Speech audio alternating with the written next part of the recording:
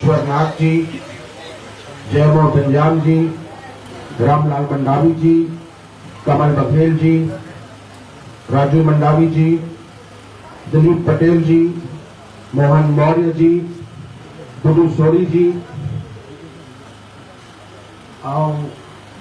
आमचो चित्रकूट चो विधानसभा दादा दीदी पीलामान काका काकीमान जमाए सगामान सबको जय बस्तर। मैं बोलूंगा जय बस्तर, आप लोग बोलेंगे जय जय बस्तर, जय बस्तर, जय बस्तर। बिटिया नहीं बोल रही है, दोनों हाथ उठा के जोर से बोलना है। जो बाहर में बैठे हैं आप लोगों को भी बोलना है जय बस्तर, जय बस्तर। यहां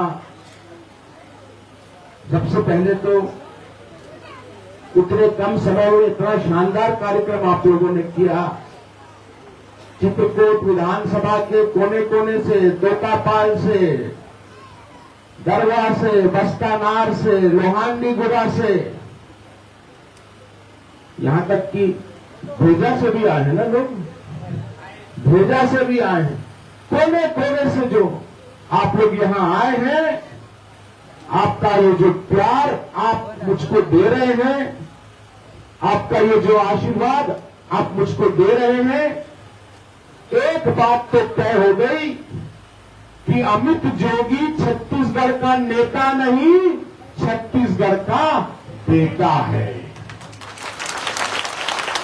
आप लोग पार्टी के कार्यकर्ता बाद में हैं, पहले आप सब मेरे परिवार के अपने सदस्य हैं। मेरे पिताजी जोगी जी, अजीत जोगी जी और चित्रकूट विधानसभा के बीच में जो रिश्ता था वो कभी पार्टी वाला रिश्ता नहीं था, आप सब जानते हैं वो परिवार वाला रिश्ता था। 3 साल हो गए, मेरे पिताजी अब हमारे बीच नहीं रहे, उनका स्वर्गवास हो गया, तो लोग ये बोलने लगे कि अजीत जोगी मर गए।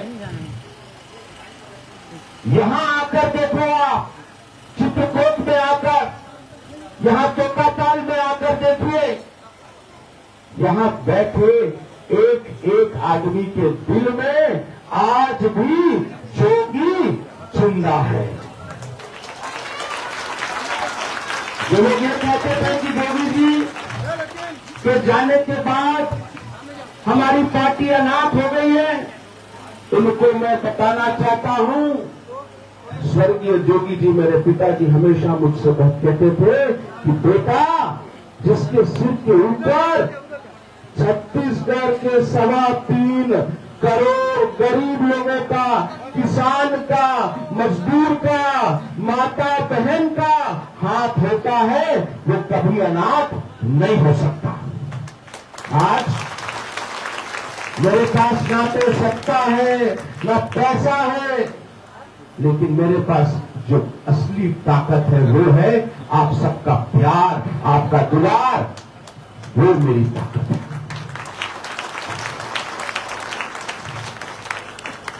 15 साल हमने भाजपा का शासन देख लिया, फूल छाप वालों का। 5 साल कांग्रेस का राज भी देख लिया, कुछ बदला। 15 साल भाजपा ने हमको लूटा, 5 साल कांग्रेस ने हमको लूटा। ऐसा कोई सगा नहीं जिसे भाजपा और कांग्रेस ने ठगा नहीं। दोनों में प्रतियोगिता चल रही है कि कौन भ्रष्टाचार में ज्यादा आगे रहेगा, कौन वादा खिलाफी में आगे रहेगा। चुनाव आता है, बड़ी बड़ी घोषणाएं करते हैं। 2018 में कांग्रेस पार्टी ने क्या क्या घोषणा करी थी? 1500 रुपया सबको गरीबी पेंशन मिलेगा, 1500 रुपया गरीबी पेंशन किसी को मिल रहा है क्या? हाँ या नहीं? क्या बोलते हैं? भूपेश है तो भरोसा है। भूपेश है तो भरोसा नहीं, भूपेश है तो धोखा है। भूपेश है तो भूपेश है तो केवल धोखेबाजी की सरकार चल रही है। न 1500 रुपया पेंशन दिया। अभी टंकी जी बता रहे थे पेंशन की जगह क्या मिल रहा है? पेंशन। अरे 2001 में जो मेरे पिताजी ने पेंशन योजना चालू करी थी 350 रुपया 2001 में, 22 साल हो गए। 22 साल में 22 गुना महंगाई बढ़ गई, लेकिन हमारे गरीबों के निराश्रितों की पेंशन जस्ट के 350 रुपया। पूरी दुनिया में, मैं भारत की बात नहीं कहता, पूरी दुनिया में सबसे अमीर धरती कहां है? यहां हमारे छत्तीसगढ़ में है।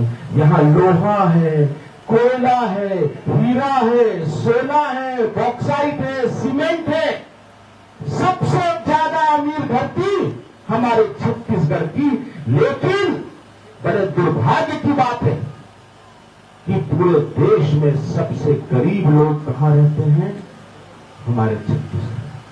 40% परिवार आज भी पूरा परिवार का खर्चा मात्र 25 रुपया प्रतिदिन में चलाते हैं। एक दिन में 25 रुपया में अपना पूरा परिवार चला है। इतनी गरीबी है हमारे छत्तीसगढ़ में। मेरा जो सपना है, मेरा जो मिशन है, मेरी लड़ाई ना तो भाजपा से है, मेरी लड़ाई ना तो भाजपा से, ना तो कांग्रेस से, मेरी लड़ाई गरीबी से है।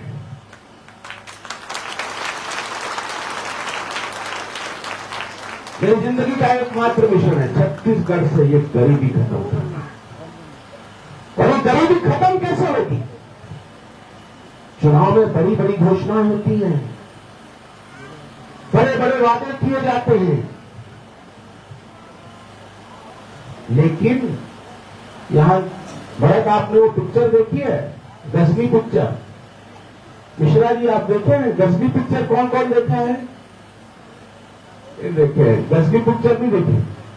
गजनी पिक्चर में आमिर खान का जो किरदार रहता है उसको बीमारी थी। हर 15 मिनट में वो भूल जाता था, हर 15 मिनट में। वही बीमारी हमारे भूपेश बघेल जी को भी हो गई है। घोषणा करते हैं, फट से भूल जाते हैं। क्या बोला? 2500 रुपया भत्ता मिला किसी को? बेरोजगारी भत्ता 2500 भत्ता मांगने जाइए ना। अभी हम लोग जा रहे हैं एसडीएम कार्यालय, गारंटी के साथ कह सकता हूं भत्ता नहीं मिलेगा, वहां धक्का हमको मिलेगा।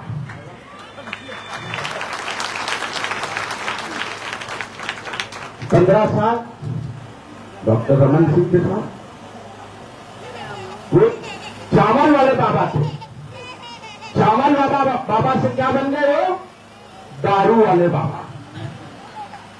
उस समय मैं एक दोहा बोलता था कि राम राज में दूध मिले, कृष्ण राज में घी, रमन राज में दारू मिले, चावल बेच के पी। ये दारू वाले बाबा का राज था। अभी 5 साल हो गए, एक नया दोहा बनाया कि राम राज में दूध मिले, कृष्ण राज में घी, भूपेश राज में दारू मिले, गोबर बेच के पी। नरवा, गरवा, गुरवा, बारी ये सब बोलते हैं, लेकिन जो हमारे प्रदेश की सबसे बड़ी बीमारी है बेरोजगारी, उसके बारे में मुंह में साइलेंसर लग जाता है, कुछ नहीं बोलते। यहां बचेली में, किरंदुल में हमारे देश की सबसे बड़ी लोहे की खदान है। नगरनार में मेरे पिताजी ने 10,000 करोड़ रुपए का स्टील प्लांट बनवा है। मैं आपसे जानना चाहता हूं, यहां के कितने लोगों को वहां नौकरी मिल गई? कितने हमारे नौजवान साथियों को वहां नौकरी मिली है? हमारी नौकरियां दूसरे प्रदेश के लोगों को दे रहे हैं। हमारी बिजली, आज पूरे देश में सबसे ज्यादा बिजली कहां पैदा होती है? हमारे छत्तीसगढ़ में। लेकिन हमारी बिजली भी दूसरों को दे रहे हैं। उन्होंने वादा किया था बिजली बिल हाफ हो जाएगा, बिजली बिल हाफ हो गया, बिजली बिल डबल हो गया, पर बिजली जो है वो हाफ हो गई। अभी क्या बजा है? 3 बजा है। 2 घंटे बाद आप देखना, जैसे ही 5 बजेगा बिजली गोल हो जाएगी। ठीक कह रहा हूं, नहीं कह रहा हूं? और 5 साल हो गए इस सरकार को। मैं आपसे पूछने यहां ये आया हूं, कितने लोगों के घर बना दिए, कितने लोगों के आवास बना दिए? किसी का आवास बना है 5 साल में? पूरे प्रदेश में एक गरीब का घर नहीं बना पाई ये सरकार। ये दोनों पार्टियों से अब कोई उम्मीद नहीं की जा सकती। चुनाव आता है, बड़ी बड़ी घोषणाएं करते हैं और फिर गजनी की तरह सब भूल जाते हैं। मैं कोई घोषणा नहीं करने वाला। हमारी पार्टी, जोगी जी की पार्टी, अमित जोगी की पार्टी, भरत कश्यप की पार्टी, टंकेश्वर जी की पार्टी, नवनीत चांद की पार्टी, नरेंद्र मिश्रा की पार्टी, हमारी पार्टी कोई घोषणा नहीं करेगी। मैंने कोर्ट में जाकर ये 100 रुपये के स्टैम्प पेपर में एफिडेविट भरा है, शपथ पत्र भरा है और इसमें मैंने ये शपथ ली है कि मेरी सरकार बनेगी तो मैं ये 10 कदम लूंगा और गरीबी को खत्म करूंगा। और अगर ये तो कानूनी दस्तावेज है, अगर मैंने ये 10 कदम नहीं लिए, इसमें कोई झूठ बात बोल दी, तो यहां बैठे हर एक व्यक्ति को, छत्तीसगढ़ के हर एक मतदाता को ये कानूनी अधिकार है कि मुझको कोर्ट ले जाए, कोर्ट के कटघरे में खड़ा करे, मेरे खिलाफ मुकदमा चलाए, मुझे 2 साल जेल भेज दे। ये अधिकार है अगर मैं ये 10 कदम पूरा नहीं करूंगा। और इस मंच से मेरा खुला चैलेंज है, खुला चैलेंज है बीजेपी से, कांग्रेस से चैलेंज है कि अगर उनकी घोषणाओं में कोई दम है तो मेरी तरह अपनी जो घोषणाएं हैं वो ये स्टैम्प पेपर में लिख देते हैं। अमित जोगी जिंदाबाद, अमित जोगी जिंदाबाद। मेरा पहला जो कदम है प्रदेश के हर गरीब परिवार को लखपति बना देगा। पहला कदम है जितने भी हमारे प्रदेश में आदिवासी परिवार हैं, अनुसूचित जाति के परिवार हैं, अति पिछड़ा वर्ग के परिवार हैं, आर्थिक रूप से कमजोर जो परिवार हैं, उन सबको अपनी जिंदगी सुधारने के लिए, संवारने के लिए, अपना व्यापार करने के लिए, अपना रोजगार करने के लिए अमित जोगी 5-5 लाख रुपया देगा। किसी को साइकिल की दुकान चलानी है, किसी को किराना की दुकान चलानी है, किसी को सिलाई मशीन की दुकान चलानी है, किसी को टैक्सी चलाना है। पर अगर नरेंद्र मोदी जी, प्रधानमंत्री जी अपने उद्योगपति मित्रों को 14 लाख करोड़ रुपया दे सकते हैं, 14 लाख करोड़ रुपए का कर्जा माफ कर सकते हैं, तो क्या आपका बेटा आपको 5 लाख रुपया भी नहीं दे सकता? पहला कदम हर परिवार को अपने पांव पर खड़े होने के लिए 5 लाख रुपया मिलेगा। जिसके के घर में भी, जिस किसी के घर में भी बिटिया जन्म लेगी, उस बिटिया के नाम में मैं बैंक में खाता खोलूंगा और खाते में 1 लाख रुपया जमा कराऊंगा बेटी। और जब हमारी बिटिया की शादी की उम्र हो जाएगी, शादी धूमधाम से मने, अच्छी वो अपनी जिंदगी बताए, उसके लिए भी मैं 1 लाख रुपया दूंगा।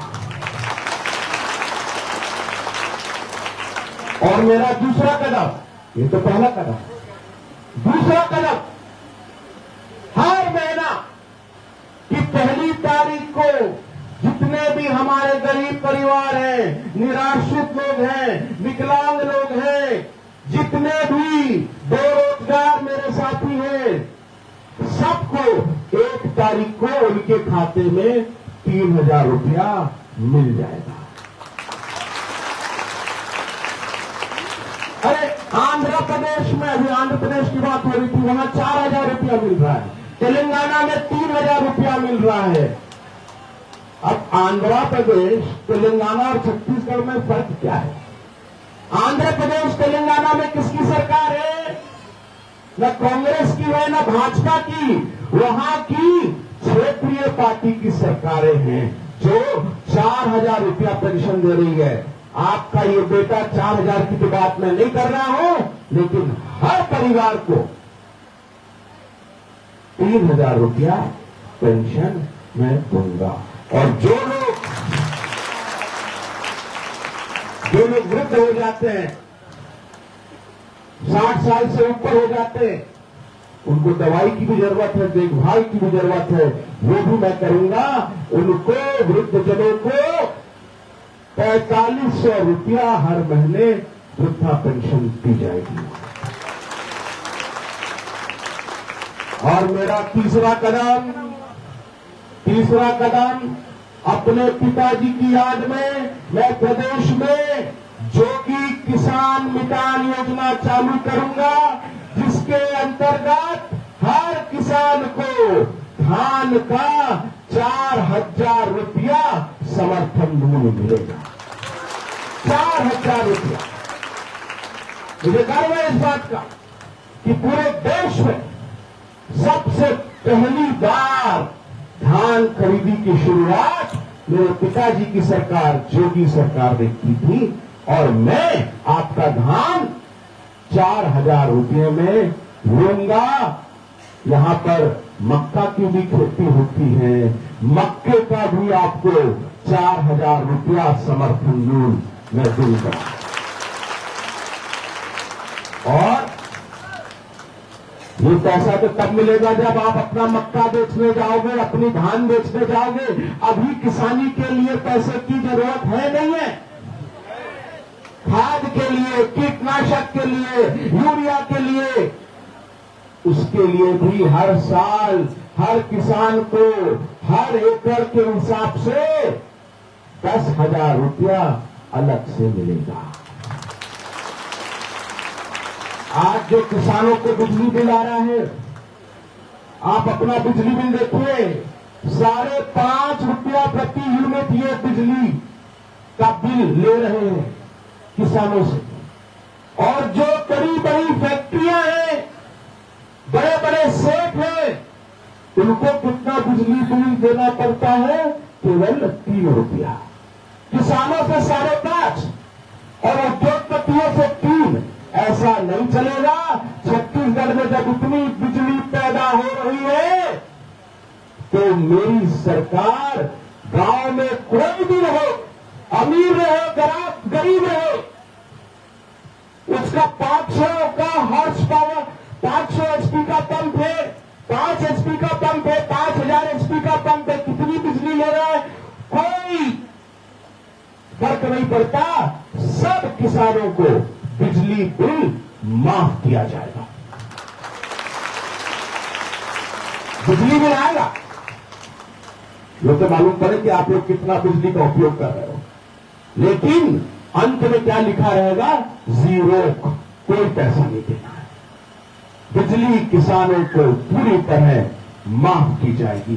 और आज जब हमारे किसी किसान के साथ कोई दुर्घटना हो जाती है, सड़क दुर्घटना, खेत में कोई दुर्घटना, कोई भी दुर्घटना होती है, तो सरकार उसको कितना पैसा देती है? खूब अगर हल्ला गुल्ला कर लीजिए तो 25,000 रुपया पकड़ा लेंगे। ऐसा अब नहीं होगा। हर किसान का 10 लाख रुपए का दुर्घटना बीमा कराया जाएगा। अगर किसी के घर में दुर्घटना घटी, इसको 10 लाख रुपया बीमा दिया जाएगा।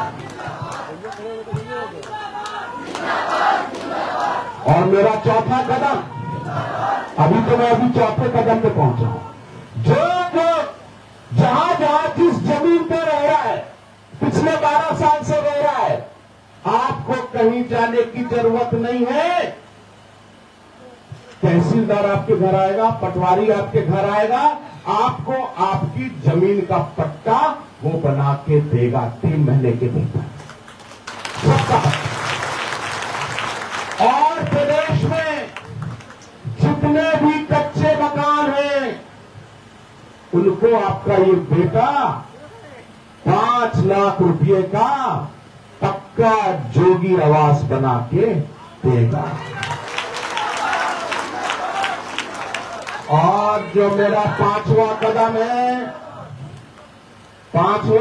है, जितने भी नौकरियां हैं, सरकारी नौकरी, प्राइवेट नौकरी, जितने भी संस्थानों में लोग काम कर रहे हैं, पहले दिन से मेरी सरकार ये कानून लागू कर देगी कि छत्तीसगढ़ में 95% स्थानीय लोगों को आरक्षण दिया जाए।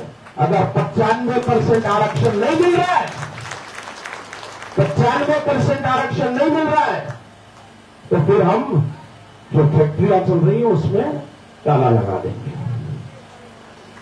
यहां के लोगों को नौकरी पहले चली जाए। और इन्होंने वादा किया था कि 10 दिन के भीतर जितने भी दैनिक वेतन भोगी हैं, जितने भी अनियमित कर्मचारी हैं, मितानिन हैं, आंगनबाड़ी हैं, रसोइया हैं, सचिव हैं, रोजगार सहायक हैं, जितने भी अनियमित कर्मचारी दैनिक वेतन भोगी हैं, उनका 10 दिन के भीतर नियमितीकरण हो जाएगा। 10 दिन भी गए, 5 साल हो गए, किसी का नियमितीकरण नहीं हुआ है। मुझे 10 दिन की जरूरत नहीं, 10 मिनट के भीतर मैं आपके नियमितीकरण के आदेश पर दस्तखत कर दूंगा।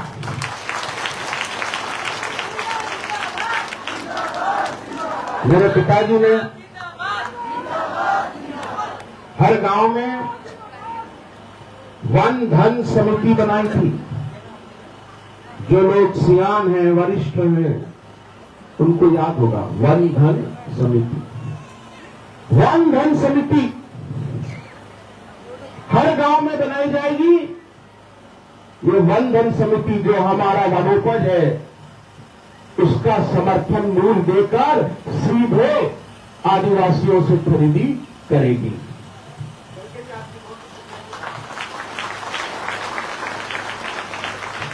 हमारे कोर कमेटी के अध्यक्ष ने ये तैयार किया है। टिली का 11,000 प्रति क्विंटल समर्थन मूल्य दिया जाएगा। उड़द दाल का 7,000 रुपया प्रति क्विंटल समर्थन मूल्य दिया जाएगा। तोरा का 3,500 प्रति क्विंटल समर्थन मूल्य दिया जाएगा। महुआ का 5,000 रुपया प्रति क्विंटल समर्थन मूल्य। कोरा कुट्टी का 5,000, रागी का 5,000, कोका फल 500 रुपया प्रति सैकड़ा, चरोता 2,500 रुपया क्विंटल, इमली 5,000 रुपया क्विंटल। मतलब जितना भी वनोपज है, जो भी वन धन समिति आपके गांव की समिति के माध्यम से खरीदी होगी, मार्केट में नहीं जाना पड़ेगा बेचने के लिए, वही खरीदी की जाएगी। सारे वनोपज का समर्थन मूल्य निर्धारित होकर मार्केट की कोई भी रेट है इतना मैं न्यूनतम समर्थन मूल्य वन धन समिति के माध्यम से हर गांव में दूंगा।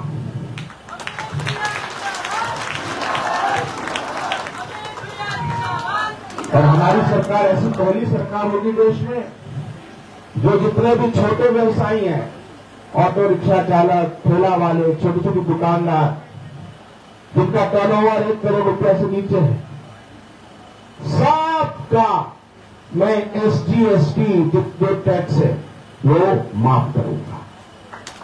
जितने भी छोटे दुकान, बड़े वाले से लूंगा, छोटे से नहीं लूंगा।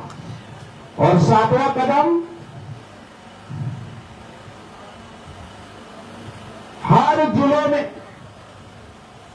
जिले में एम्स जैसा मेडिकल कॉलेज खुलेगा। आज क्या हो रहा है, कोई यहां तोकापाल में बीमार पड़ता है, अस्पताल जाता है, वो क्या करते हैं, जगदलपुर रिफर कर देते हैं। जगदलपुर जाता है, वहां से रायपुर रिफर कर देते हैं। यही चल रहा है, केवल इधर से उधर भेजने का काम अस्पताल कर रहे हैं। अस्पताल की बिल्डिंग बन गई, डॉक्टर नहीं है, डॉक्टर है नर्स नहीं है। अब ऐसा नहीं चलेगा। हर जिले में जैसे रायपुर का एम्स है, एम्स जैसा मेडिकल कॉलेज खोला जाएगा। और अब आयुष्मान कार्ड या कोई और कार्ड की जरूरत नहीं। जो छत्तीसगढ़ का रहने वाला है, अमीर है, गरीब है, सबका मुफ्त में इलाज होगा। मेडिकल कॉलेज में हमारे बच्चे, इसी जिले के बच्चे, उनको मैं डॉक्टर बनाऊंगा, नर्स बनाऊंगा, पैरामेडिक बनाऊंगा और साथ ही साथ सबका इलाज फ्री में भी करूंगा। और मेरा जो 9वां कदम, 8वां कदम, एक कदम भूलिए, 8वां कदम, कोई भी गरीब का बेटा बेटी अच्छी पढ़ाई से पैसे के कारण वंचित नहीं रहेगा। आपको लोहंडीगुड़ा में पढ़ना है, आपको तोकापाल में पढ़ना है, आपको जगदलपुर में पढ़ना है, आपको हैदराबाद में पढ़ना है, आपको कोटा में पढ़ना है, आपको रायपुर में पढ़ना है, आपका एडमिशन अगर लंदन या अमेरिका में भी हो जाए तो पूरी पढ़ाई का खर्चा आपका ये बेटा उठाएगा, पूरी पढ़ाई का। मेरे पिताजी खुद बहुत गरीब परिवार से थे, उनको अच्छी शिक्षा मिली, उसके कारण वो इंजीनियर बन गए। इंजीनियर के बाद पुलिस के कप्तान बन गए, उसके बाद कलेक्टर बन गए, राज्यसभा लोकसभा के सांसद बन गए और आप सबके आशीर्वाद से हमारे इस प्रदेश के पहले मुख्यमंत्री भी बने। केवल पढ़ाई के बाद मैं चाहता हूं,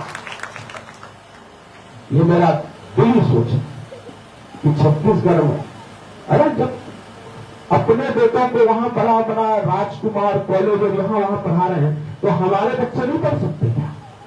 जहां पर आपको पढ़ना है, 1 रुपया नहीं लगेगा, पूरा खर्चा रहने का, यूनिफॉर्म का, किताब का, फीस का, सारा खर्चा, जहां तक पढ़ना है, डॉक्टर बनना है, इंजीनियर बनना है, पूरा खर्चा हमारी सरकार उठाएगी। और जो मेरा 9वां कदम है,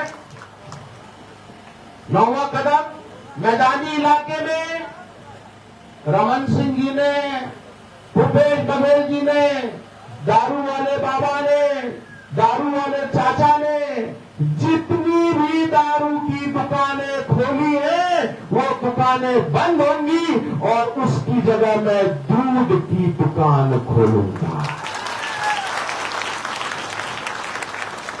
ये बोलते हैं हम 6,000 करोड़ रुपया हर साल कमा रहे हैं दारू बेच के।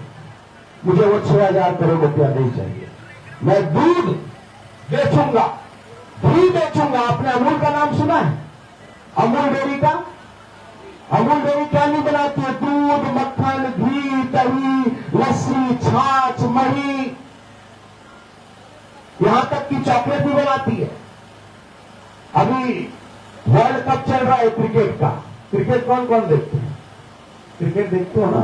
वर्ल्ड कप चालू हुआ, उसका भी पूरा खर्चा जो है अमूल उठा रही है, मेन स्पॉन्सर है। अमूल हर साल दूध बेच के अपने राज्य गुजरात को 35,000 करोड़ रुपया कमा के देता है। अगर गुजरात में हो सकता है तो छत्तीसगढ़ में क्यों नहीं हो सकता? आपका ये बेटा आपको 36,000 करोड़ रुपया हर साल दूध बेच के कमा के देता है।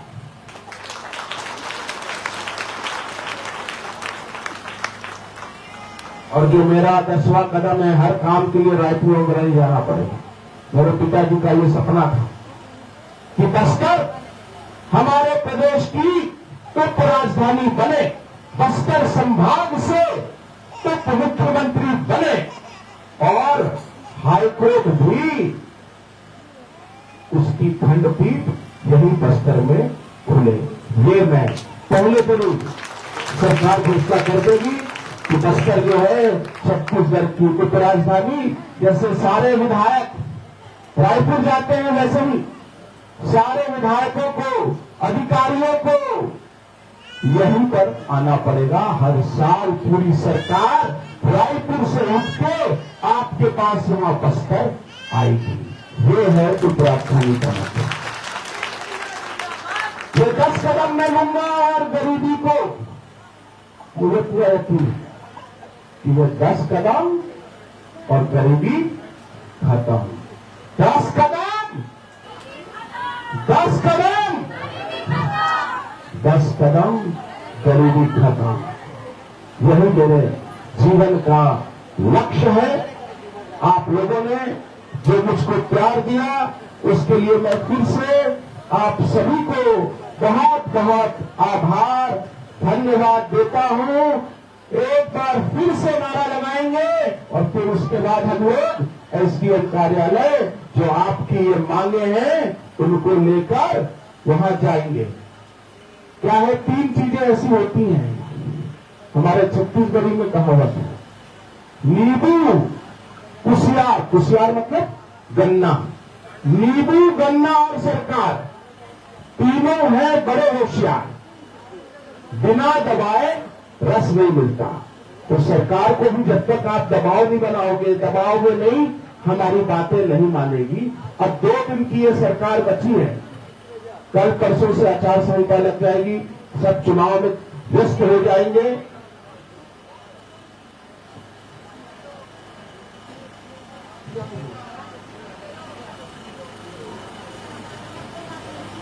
तो एक आखिरी बार अंतिम नारा लगाएंगे, जय बस्तर। मैं बोलूंगा जय बस्तर और आप लोगों को क्या बोलना है? हाथ ऊंचा करके जय बस्तर, जय बस्तर, जय बस्तर। धन्यवाद। जैसे मैं छत्तीसगढ़ का नेता नहीं देता हूं, वैसे ही मेरे भाई भरत कश्यप ये आपके नेता नहीं है, ये आपके क्या है? बेटा है। और अभी तो इसकी शादी भी नहीं